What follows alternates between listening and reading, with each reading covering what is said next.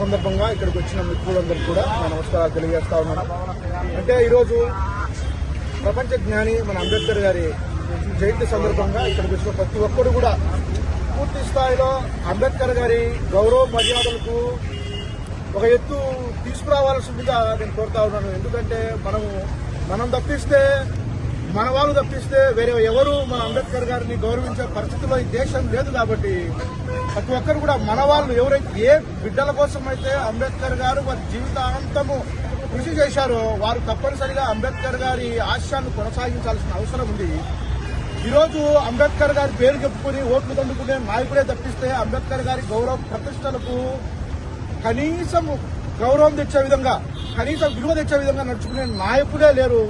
అటువంటి ఈ సమాజంలో ఉంటున్న మనము తప్పనిసరిగా అంబేద్కర్ గారి ఆశయాలను ముందుకు చేయాల్సిన బాధ్యత మనకు మాత్రమే ఉంది, ఇంకెవరికి లేదు. మనకు తప్పిస్తే ఈ ప్రపంచంలో ఇంకెవరికి లేదు. అంబేద్కర్ గారిని కేవలం ఒక కులానికో, ఒక మతానికో, ఒక సంఘానికో పరిమితం చేస్తున్న ఈనాటి పరిస్థితులను మనం పూర్తిగా ఖండిస్తా ఉన్నాం. ఎందుకంటే భారతదేశంలో ఉన్నటువంటి సకల కులాలకు, సకల మతాలకు మంచి పేరు, మంచి విలువలు తెచ్చిన ఏకైక వ్యక్తి డాక్టర్ బిఆర్ అంబేద్కర్ గారు మాత్రమే నేను తెలియజేస్తా ఉన్నాను. కారణం ఏమంటే ఆయన రాజ్యాంగంలో పొందుపరిచినటువంటి ప్రతి విషయం కూడా ఈ రోజుకి తొలగించడానికి వీలు లేకుండా ఆయన రాయడం జరిగింది.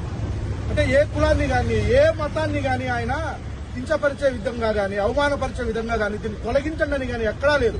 అయితే ఉన్నటువంటి సమాజం ఆయన ఎదుగుదలను అడ్డుకొని అంబేద్కర్ గారి స్థాయిని తగ్గించాలనే ఉద్దేశంతో ఆయనకు ఈ రోజు కూడా తగిన సముచిత స్థానం ఇవ్వడం లేదు. కాబట్టి దీన్ని తీవ్రంగా ఖండిస్తా ఉన్నాం. అంటే రాబో కాలంలో అంబేద్కర్ గారి పేరుకు చేయకొట్టని ఎవడైనా సరే వారికి అంబేద్కర్ గారి సమాజంలో ఉన్న మనం ఏ కోశాన వారికి సమర్థించకుండా వారిని ప్రతి చోట ఎండగట్టాలని మీ అందరికీ నేను కోరుతా ఉన్నాను. కారణం ఏంటంటే గల్లీ స్థాయి లీడర్ కూడా ప్రపంచ స్థాయి మేధస్సు కలిగిన అంబేద్కర్ గారిని విస్మరిస్తా ఉన్నాడు.